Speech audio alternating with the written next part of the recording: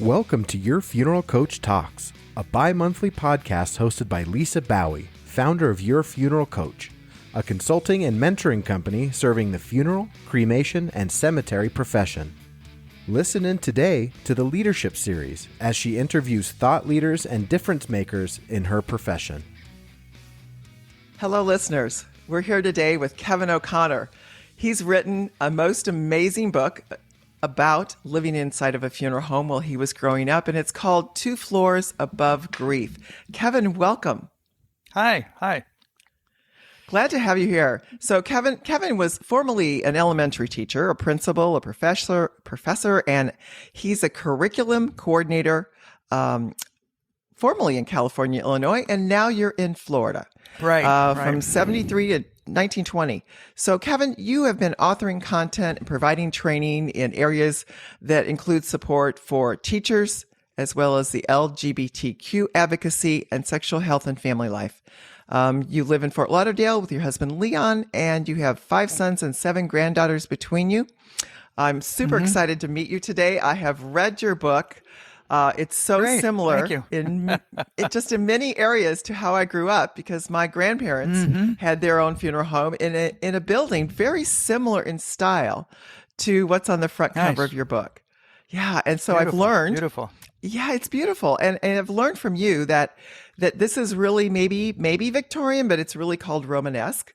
And I could see the porch and the arch windows. They look so similar to our family funeral home in St. Charles County, Missouri. And it's just, I love your book because it took me backwards a little bit and had me understand some of the experiences that my dad and my uncle and my aunt went through growing up in the funeral home, actually physically, which I did not have that honor, but I did hang out there when my grandparents owned it and got to spend the night, played hide and seek in the casket room and did all those good things, as a kid.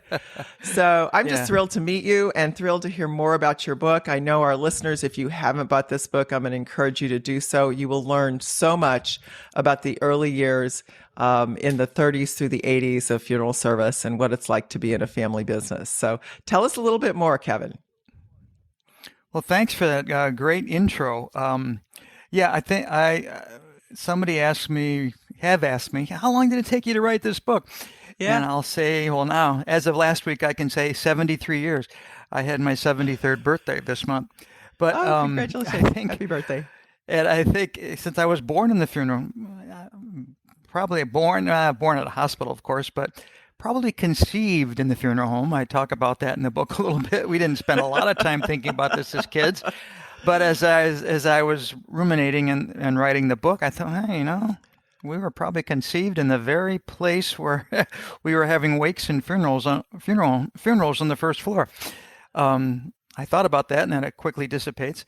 But the whole idea of our parents being together and making yes, I mean that's really... You don't have to be an undertaker's child to think that. I think we all think that, and my kids think that about their beginnings too. But we don't have that discussion. No. But the one of the motivators of the book was, and the blessing that I had was letters that had been written back and forth between my family and me, mostly in my teen and early 20 years. But and these letters were saved. And these were wonderful. Letters from the 60s up through the 70s. And they were saved. Either my parents saved them, I saved them, and then as houses got moved, they were in file folders, boxes, shoe boxes, anything that they could be. And I finally decided that I was going to organize these letters, and 700 or 800 pages of letters, and I put them in sequence. I thought, what am I going to do? I put them in sequence, and then I thought, now what am I going to do? I thought, hey, there's stories here, and then the stories were really a lot about what I knew was in my head. But this was the authentic stories that people had written themselves about being owners of a funeral home, and how do you do that, and how do you start a small business, and what do you do with this business, and what do you add to it? What gets taken away? All the stories and stories and stories. So that's when I really started thinking about I want to write this down, not only for my own family, but I wrote it in such a way that the stories transcend, whether you're a funeral home child or not. I think it applies to a lot of families. A lot of families that live in a family business. Like I grew up with kids. My pediatrician, I went to school with my pediatrician's kids, who lived above the doctor's office, or Sure. the plumbers, or the attorneys, or another friend had a printing shop in front of their house.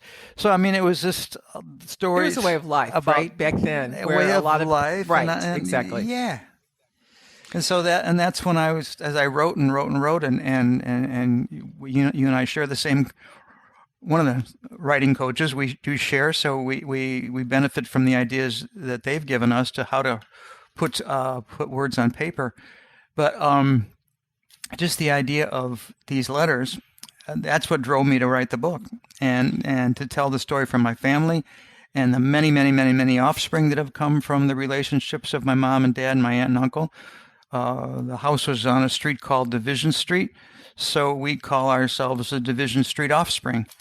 And we've been sharing these stories for years, and somebody said, "Who's going to write all this down? Who's going to put this in a book? Who's going to put this in an art?" Did they volunteer you? And so Kevin raises his hand like in school and says, "I will." I don't know if I'm not sure if we actually had a volunteer thing. There might have been some beer involved, but That's good. That's great. But and music.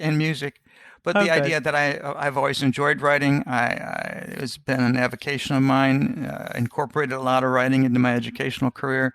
So when I did retire in 2020 from full-time from education, then I was finally availed myself to the time to say, no more excuses, no more reasons not to. These are the reasons to do this. And so that's what motivated me to put the book together and just organize it and find the themes and I've had so much fun doing this, and it's that's great. Certainly, and it's certainly a time cruncher, and I get sucked into it and think, wow, I really had to get myself in the discipline of writing and still saving time for my own life as well and whatever else I was doing. So that was a whole other learning process about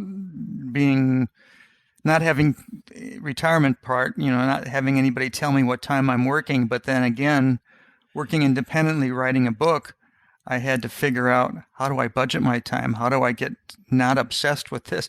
How do I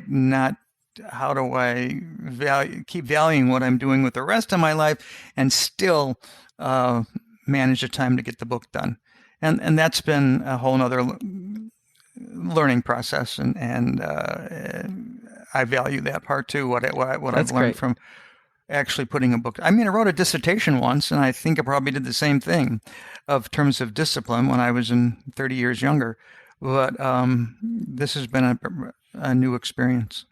Well, good for you. Good for you to taking that dream and all the letters from your family and pulling that into a story that I think was very fascinating. Of course, being in funeral service, I'm very fascinated with books about and in and around funeral service. But what I learned from you was more about your family, and you really took us down the journey of understanding them and who they were and how they felt about things, as well as you and your siblings and your cousins and your aunt and uncle, who were just fascinating people. And I love the way you developed the characters, the personalities, and some of the things that you guys did as kids. I mean, in the funeral home was, people don't understand that this is also, you have to be quiet when there's people downstairs.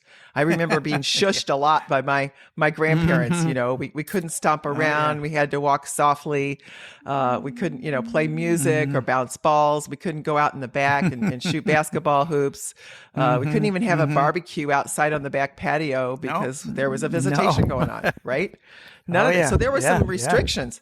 And then I think the other cool thing, I think your uncle and your dad kind of built this whole building behind the funeral home where you could relax and have parties and just enjoy life a little bit more. Actually, they didn't build the building. No, well, it was right? Yeah, we called it the barn because it was a barn. And as we've done research over the years, this barn, the house that the funeral home where we lived was built in 1886. But what we can tell from records is the barn preceded the house itself.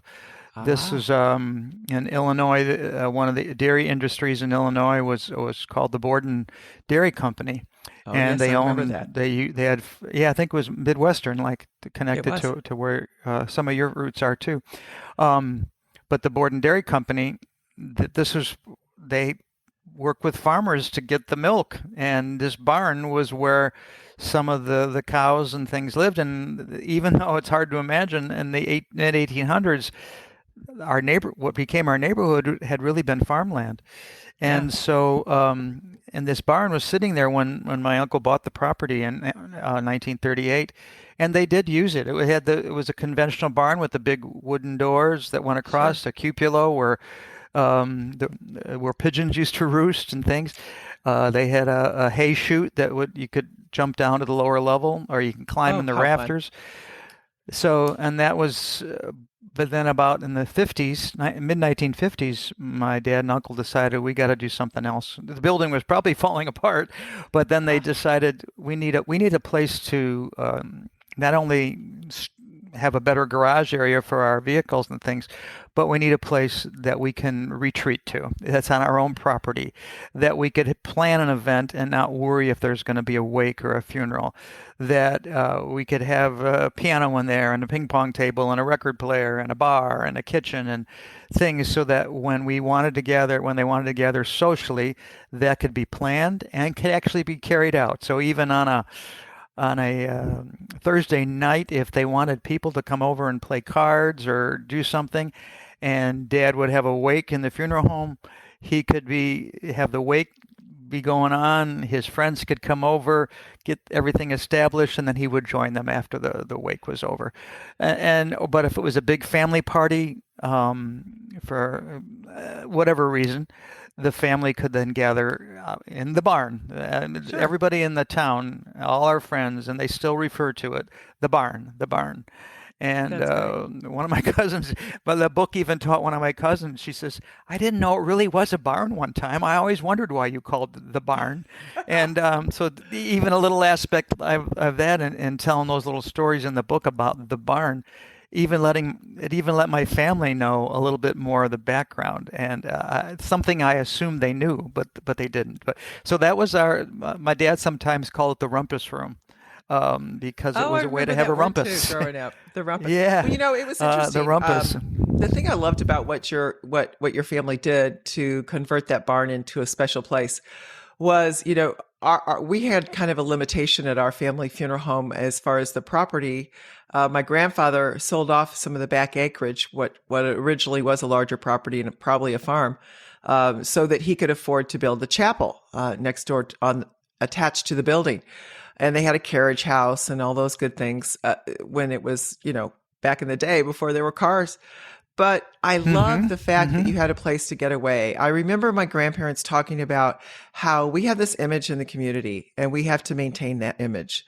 And we can't really go out to a local establishment and have a drink or play cards. Right, so he and some buddies would go to each other's homes and have their card clubs and have their glass of bourbon or whatever, but they never did it in the funeral home, especially when they were busy. My grandmother said, no, we could never have anybody up here because that was, they wanted to smoke their cigars on the back porch or something. And, they needed a place to go that was private because there was no place for businessmen to go. And the image of people respecting a judge, right, and a local business owner and a funeral home owner, just a mortuary owner, they didn't want to see you out drinking, basically.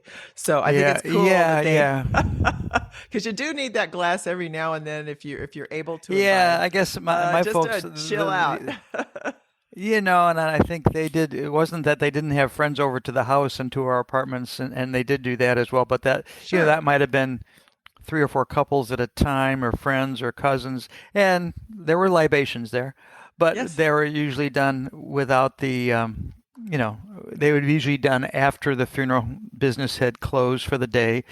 Of course, the funeral home business never closes. There's certainly social events that my uncle or aunt or my dad or mom had planned where dad would be called out, in the midst of it, or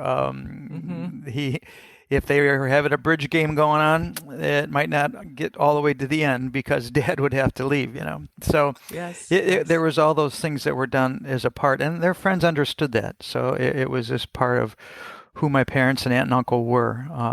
But it was, they maintained a social life, but like I liked what you said about you still had to you had to be very careful, and even as kids, we were told that we were the ambassadors of the funeral home, and even the way we rode our bike, even the way we delivered our newspapers, even the way we conducted ourselves downtown. If people knew that we were in O'Connor, that might reflect on the business positively or negatively. So it was quite it was quite a level of responsibility for a elementary, a middle school, or a high school kid to have. So, but that was part of our role as the children of an undertaker, that we had to be ambassadors at all times. It didn't change at all, Kevin. And you and I are not that far apart in age, but when I was growing up, we didn't live above the funeral home, but anytime we went to church, it was the same thing. Anytime we went out to the sausage suppers or went around to the different fairs and community events that the churches had. I mean, we were taken everywhere with our parents and grandparents. And it was, we had to behave, there was no throwing fits, acting out. They probably didn't even take us out when we were like 2. I don't blame them. But we had to learn to sit up straight and pay attention in church and be good little boys and girls growing up, because your image as a company was, based on, were you a good parent? Did your children behave? Were they nice children? Well-spoken? I mean, I get it. I totally remember those days. Yeah. Yeah. So what else will we learn in your book about your family and about the funeral service business? Tell us more. Well, I think one of the things I wanted to bring out in the book is just, and it happens through the letters that are written. Just, I think my dad makes one line. He's writing. He would write his letters a lot on whatever available piece of material he could pick, which was often a piece of funeral home stationery, and he would just write in his hand. But I remember one of the quotes I mentioned in the book was. That things he was doing around the house, and he was being an undertaker, living at home, and my mom working outside the home. Dad had he had domestic responsibilities too. But I remember one line, he even put in parentheses about, he was busy with some funerals, and he said, and he put in the parentheses, it's a good thing that we're busy because we've been slow lately. So, I mean, writing to me as a 20-something or a 19, I knew what that meant, that business had been slow. So, he was glad he had business. Not that he was glad people were dying, I guess. You always walk that tightrope. You walk that tightrope of as an undertaker. You need the business. I mean, you feel for the people who are bringing the business to you, but on the other hand, you've got to support yourself and your family as well. So I think one of the things leading up to answer your question is that the word shroud comes to mind for some reason, not because it's a funeral home term, but it just came to my head just now. I mean, there was a shroud of this over the family life, that you wanted. Part of what we did was take care of others when they were having a hard time. Yes. And to see my dad and my uncle, and in much supporting roles, my mom and my aunt, help families get through those times was just a really strong model that I had. And I received that model because Dad would, and my uncle would involve us in the business in different ways. So we would be working, vacuuming, or we'd be dusting furniture, or we would be, I think I mentioned in the book, you always have to be ready for the next funeral. So if I happened to be home, especially during summer, and Dad had gotten back from a funeral a morning funeral around noon, he'd say, "Okay, guys, come on. We got to stack the chairs. We got to vacuum. We got to make sure all the flower petals are off the floor. We got to deliver the flowers to the rest homes, and we have to do that. We have to make sure everything's ready to take to the family." And then driving with him to families' houses to say, here's your cards. Here's the guest book. Everybody that came. Here's all the flower cards with the names of the flowers on the back of the card, and things that I got involved with just was such a strong model to me about how to be of service to other people. That's So awesome. even though I became an educator, I had that in my framework all the time. That a very public persona, being a teacher or a principal, but you're serving others all the time, and not always thinking about yourself. And how do you help other people? How do you put yourself ahead of them? And so to see that with my dad, and again with I'll call them the quartet. What do they do? What sacrifices did they make for the benefit of other families? And I think that's just been a real strong model to me that I still take with me, even in my retirement. Even now that I'm marketing the book or talking to other people about the profession, it keeps coming back to me, just about the funeral home profession and what a special, I'll say it a third time, special role the funeral industry plays in the lives of people. And I saw that from people say, "When did you start seeing this?" I said, "Well, probably my view from the crib." Even, my view from my earliest memories of even looking out from my crib was seeing a telephone. The View from the Crib. There you go. Let's keep that. Let me write that down. Write The view. down. I have a sequel coming up. The View from the Crib. But just thinking about even those earliest memories of having a telephone there that had to be ready to be answered all the time, or knowing that when Dad would get a call in the middle of the night, I would wake up and go back to sleep, and then know that he either went on an ambulance call, which is very common in the 50s, 60s, 70s funeral home industry.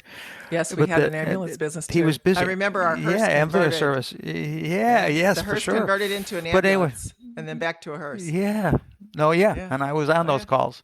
But just to and to be under that watchful eye of my dad and uncle, especially because they are the ones who are most directly involved, but always from the time we could not from the time we could walk, but when we were capable enough to doing chores, a lot of those chores had to do with the funeral home. Sure. And, did you have one of those little push vacuums that were non-electric that you clean the parlors with? That was one of my first jobs. One of those, but we also had petals first, and then you could push it around. No, it didn't always pick I up wet remember those a flower little bit. Yeah, but I remember how heavy the electric vacuum cleaners were in those days. Were horrible. Yeah, we had this the little quick Hoover. one. I could probably use a product name, Hoover. But that we learned at a young age how to push that Hoover. And I look at the vacuum cleaners of today and how lightweight they are. But to think how heavy that was and how it was quite a bit of exercise. I can imagine even for my dad. And how heavy it was, but how that was essential to the business because you had to. Let me ask you a couple questions. You Sure, had all go these for great it. experiences growing up in the funeral business. From the sound of your book, I mean, I would read that if I were not in the profession at all and go, this is really an interesting profession. This might be something I'd like to do. And so yet you and your brother and sisters did not end up in the family business, which is happening more and more today. Why do you think that is? Maybe let's talk about that for a moment, because I think everything you shared made total realistic sense of exactly how life was back in those days. And in many cases in the funeral business, even though you don't live above the funeral home as much anymore, there's still families that do. It's still very much a giving business where you have to work, and do everything. I mean, one of my first jobs was clipping the flower cards off and writing descriptions of the flowers, and I had to learn, right, just me like too. you said Me in the too. book, every little flower and what it was called, and we dusted caskets and vacuumed and dusted it. Everything had to be perfect before we went home at night. So those work ethics you learn are really good too. I did not have the same experience you had. I did not, except when my grandparents babysat us, we were up above the funeral home, but I didn't grow up in that business. My dad and mom, I think my mom was really instrumental in saying, no, Dave, we're not doing that. We're going to go over here and live in our own house. So, but we had the phone that lit up and rang when you pushed the button and flipped the switch. So the funeral home phones always rang in our house. So it's hard to get away from the family business. But you guys all did. So help me understand that. You're not in it anymore. Do any of you regret not staying, or you've obviously built a wonderful life from education and everything you're doing. Now you're authoring a book. What do you think about that? Well, thanks for that question.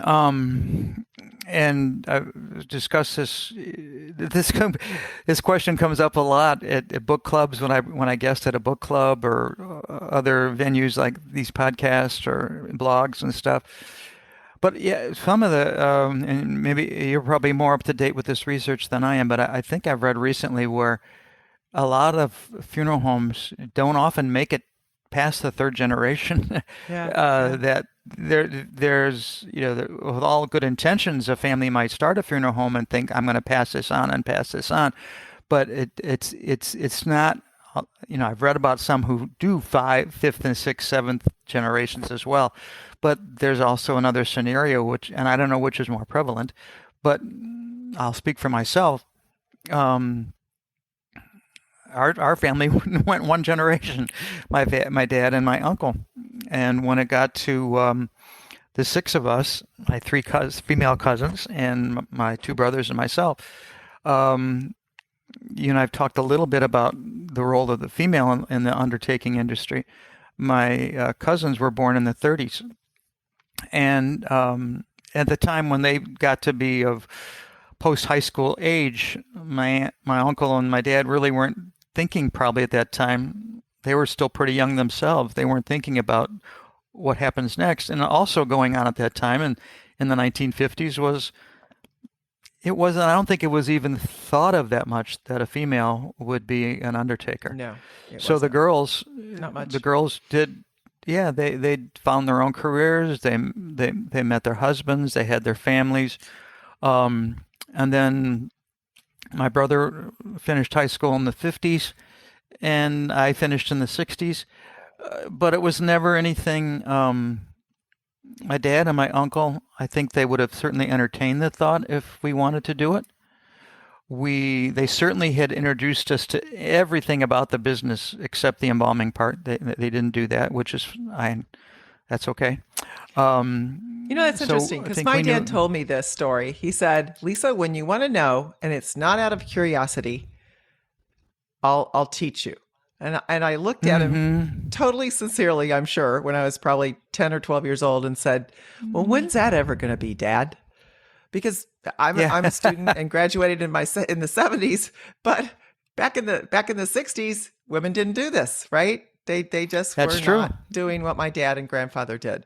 So I get it. You know? And eventually I ended up doing all that. And it was maybe to my own surprise as well as my dad, who embraced it totally, which I would always been very gracious and grateful to him for embracing women in our profession. But I think it wasn't done. Yeah. So you, Kevin, decided to go into education. Your other brother went his own path. Your sisters married and went their own paths. And so your uncle, I think, was kind of the last. He held out for a long, long time, didn't he? Well, I read that the in your business book. itself. The business was sold in 1984. Yes. So I was in my mid-30s, had already established myself in my career. We'd already had the discussions in the family that when they were ready to sell, that we weren't interested. My dad was in the 80s. My dad was suffering from cancer. My uncle had a health issue too. He was ready.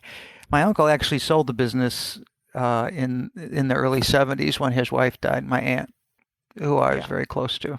That kind of took the wind out of his sails. I read that in your book. Yeah, yeah, but I play with that idea in the book a little bit about, I think, in every family, when a death occurs, changes that you didn't know were going to happen. And when my aunt died in 71, and I'm not privy to this information, part of it's just up in my head, that my uncle decided I'm gonna make a change here. And so that's when he divested himself of a lot of the responsibilities and turned the funeral home over to my dad and to an uncle of mine who was married my aunt. He also had a funeral home in town, so they took it over. Family in the so they business took down it the over. street. Yeah. So my dad then ran the funeral home with his brother-in-law, with the support of my Uncle Lawrence, but on a different. He played a different part then. So I got to see that the yin and the yang, the give and the take, and of how a family business changes and how a family business goes through changes. Even as I was just in college myself when that happened in the early 70s. So to have that from an observer's point of view, I learned that what I might have thought before this is going to be permanent. This is always going to be the O'Connor Funeral Home. This is always going to be here. Right. But when my aunt died, changes happened, and then things I'd never the idea that everything was going to stay the same wasn't happening. And I guess that's true no matter what happens in our lives, no matter. But I don't know. I forget what question you asked. It's a loss, and those losses, and I guess you can simplify it by say one door closes, another one opens, that kind of thing. Yes. But that's a little more. That's too simplified when you have a loss like a death. I think that's more than a door closing. I think so. I just had always been, for myself, I'd always been intrigued with being an educator, and even as a high school kid or college kid, and that's what led me down that way. And mom and dad were very supportive of all that and said, this is what you want to do. When my brother decided he wanted to pursue his own jobs and develop his own business, they were supportive. When my older brother decided he wanted to get into the financial field, they were right there for him. So there was never a pressure from my parents or my uncle to say, you guys have to take over this. If we built this up for you, they never put that there for us in that kind of a framework. Yeah, we knew. I think intuitively we knew it was there. Our name was on the. We saw our name on the sign every time we rode our bikes home. So it was hard to miss. But it was. They allowed us. They wanted us to have our own lives, and I think that awesome. There's a beauty in that. I think there's a beauty. Well, they also left you some wonderful gifts. I mean, the boxes and boxes of letters. Do you still have them? Oh yeah, they're right behind me. That's awesome. They're not in boxes anymore.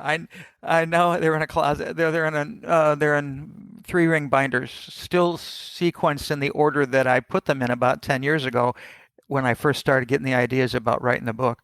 I think there's a lesson here for all of us to hear.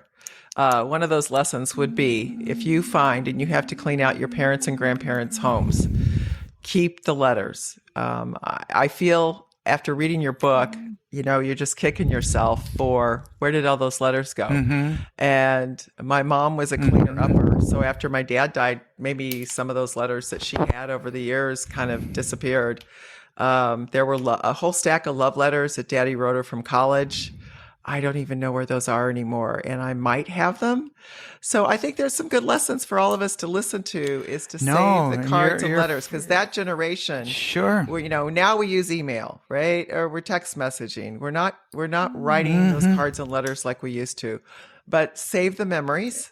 Whatever you have, write them down. right? And if you want to learn more about funeral service and really what it's like to be in a family business, I think reading Kevin's book is just a great place to be.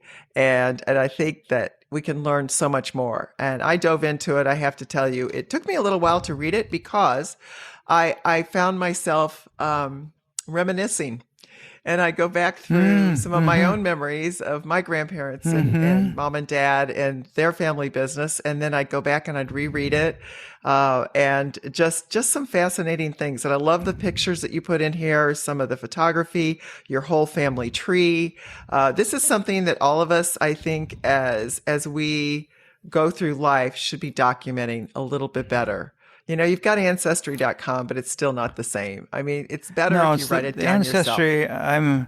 I'm very active on Ancestry.com, and that was another inspiration to this. But sure, those tabs, those hints, everything on Ancestry.com or 23andMe, they don't tell you the story. They don't tell you the story. That's right.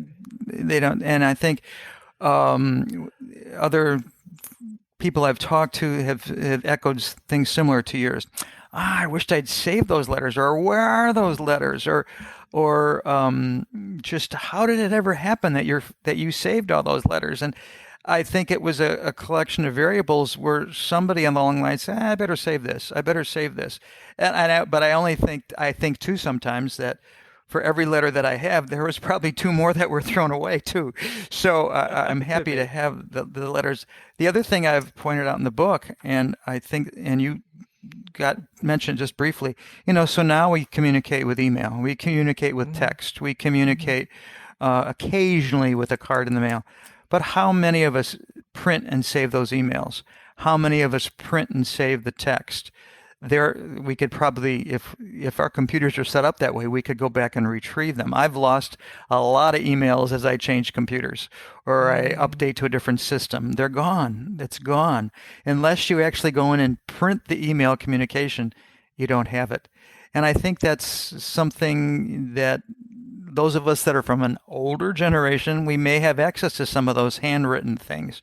Sure. Our children, our grandchildren, likely aren't going to have that for maybe not. the way they communicate. It's all up in the cloud. It's all up in the cloud now. It's in a cloud, and I think there's probably a lot of our youngsters are savvy enough to know how to find that stuff. And certainly, as we learn from investigative journalism, we all leave a trail.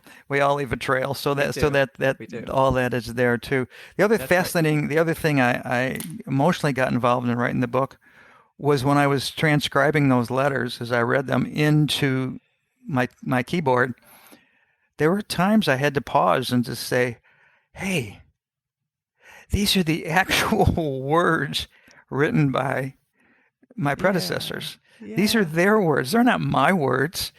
I certainly wrote enough in the book that was my own content, but when I was typing that stuff, I just had to stop and just be so grateful to say, this is actually what they sat down to write. This is their script. It's something they wrote, and it's still, I get a little goosebumps right now even thinking about that. I know that's cool. I have my mom's recipe book, recipe card index file, and after she died, I made it into a recipe book of all of her cards. I had them scanned in her own handwriting. And so, handed it out to all the family, and I wish I would have put more of her family history in there and the things that I knew about her as she grew up. But every time I look at her handwriting, it takes me back, right, to the times we used to cook together, all those things. So that's cool. It helps you kind of remember them, and it keeps them alive. And I love that about what you've done in your book. You're keeping your family memories alive. So thank you so much for doing that. And thank you for sharing your story about funeral service. It's just really a wonderful gift, I think, to our profession and all the young people that perhaps want to come into the profession. There's so much to learn in this book about, giving back to others and the work ethic that you will need to have, the understanding that sometimes death doesn't always happen Monday through Friday, 9 to 5. And you still need to be there for those families. You know, if you want to be in a good caregiving profession, this is the place, I believe, to do it, and spent my whole career there. And I know, Kevin, you sure appreciate all that your parents did and your aunt and uncle. What's yes, next for you, though? Do tell us as we say goodbye today. Let's talk about what's going to happen with Kevin O'Connor. I know you're out there doing book signings. You're talking to a lot of people, heading out to maybe some state conventions. Maybe a lot of you will get a chance to meet Kevin in person and get a signed copy of his book. In fact, I have my book right here, and somehow you and I need to connect so you can sign it for me. Sure, let's do that. Yeah, let's do that. I'll be glad to do that. Oh, awesome. We're not, actually, when we speak, we know we're only an hour away from each other right now. I'm sure we could have a coffee. And we are so close, and we will get together at some point. Yes. Yeah. Yes. So what's next, Kevin? I think. What's next? Well, you a statement you made about 2 minutes ago, which I hadn't thought about. I have some other next, which I'll share with you, but the one that's most current, now that you've mentioned it, is that there's lessons in here for this generation that's being trained to be funeral directors and people in the industry. And I have contacted my dad's uncle's school was Worsham College of Mortuary Science, which is now located in that's a great school. Suburbs of Chicago. Yeah. So one of the owners is a woman now. One of the owners of it's a family business. Yeah, it's great. Okay, yeah, I stopped by there when I was in the Midwest to drop off a copy. Fortunately, I think I'm with schedules. I got there after they closed, but I'll keep pursuing that. But I mean, I'm thinking in terms of the book's potential and the message of the book. I think it does have a place in training of new undertakers. And you know, what's it? Another friend of mine has said, "Hey, your book, you should get your book into places where they talk about starting a business or entrepreneurs, because there's so much of those lessons in the book." But I think so. That's the next is just maybe strengthening my ties to funeral director mortician education places and places to say schools. This is something that might be either as a speaker or have the content of the book be available to their students and things like that. The other thing, a next step is for there's more stories that I didn't get a chance to tell when you. As you're probably learning through your writing classes, you have a limit into what's really marketable. We could write and write and write and write. Oh, and I did. We could talk about that all day. I ended up with three book topics, and I had to narrow that down. So in my editing, when the editors got a hold of my book, they cut out about 60,000 words. Wow. And they said there's other stories here, and so that's a next. And another next is I would like to give back a little bit to my education profession. So I have some ideas about how to write some professional works, also based on letters and things that I've saved that might help people in the education profession. Those are some next. And like you mentioned before, I in terms of our own profession, what do we call? We call this the death industry now, or the funeral. You had another name for it. There's a word out there death now care, being called death care, right? Death care. Because we have the funeral profession, cremation, cemetery. So all encompassing, the word now being used most frequently is death care. Yeah. Death care. And I think, and then the other extension of that, I think, is, I guess you could call it grief care, or grief awareness, or grief acceptance, or grief as a way of life. And some of the people that have reached out to me, since grief is in the title, they want to talk. They want to talk about. I'm not a grief counselor, but yet they have seen the book as a way for people to look at grief from a funeral director's point of view, or from the child of a funeral director. How do you handle grief, and how do you make grief part of your life? And certainly that was part of my growing up. I felt grief every day, just walking through the first floor. So I guess I want to, as another next step, is to keep pursuing that, and I love the that. potential well, let's talk helping more people. Because Yes, exactly. That is a way to help people by helping them understand what it's like when you have your own losses at the same time you're in and around our profession. It does have some impact on you. It also helps you, I think, have more empathy and understand others more when you do have your own deaths. So thank you again for being with us today, Kevin. I so enjoyed getting to know you better. We've had lots of conversation before the podcast, which we could probably have about 4 hours of a podcast together, talking about all of our family memories. Yeah. But how to reach you and find out more about Kevin is to go to your website at www, obviously, Kevin O'Connor, and that's OCONNOR. So there's 3 O's in there and 2 N's. So KevinO'ConnorAuthor.com, correct? Yeah, that's it. That's and you could that'll take you to the website, and that gives you a lot more background about the book. The book's available at Amazon, just either by my name or 2 Floors Above Grief. Also, if people can use the title and go to your independent bookstores or your places like Barnes & Noble, you can go online with Barnes & Noble and order it from there. So there's other places to go. I've had I like to support the independent bookstores, and they're happy to support us. So just you can go to them and order it, and they'll help you. They'll help arrange to get it to you. That's another way to do it as well. That's wonderful. And you're out on doing some book signings and things like that. So you can find that out also on your website, so we can go find you. And I'm going to find you, Kevin, at some point soon, so we can get my book signed. So thank you. And also, when they go to the website at the bottom, it says they can sign in so that I can get their email, and that puts them on a monthly newsletter. So then I update where I'm at, what I'm doing with the book.